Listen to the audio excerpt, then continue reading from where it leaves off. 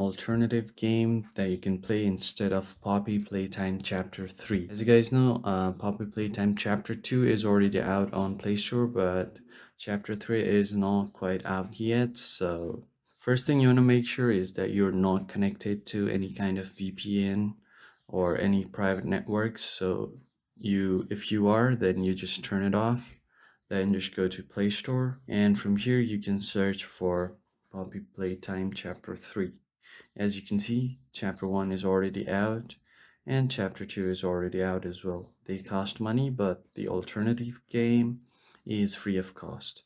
As you can see, this one right here, the Purple Monster Chapter 3, it's a very similar game to Poppy Playtime Chapter 3.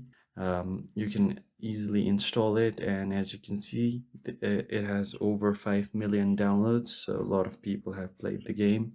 And if you just install it, but before you install, make sure you're not connected to any VPN, and if you just install it, you can easily enjoy the game for free of cost. And the playtime official playtime chapter 3 is not out yet, but in the future when it's out, we will be the first one to notify you. So make sure to like the video and subscribe to the channel and turn on post notification for future updates.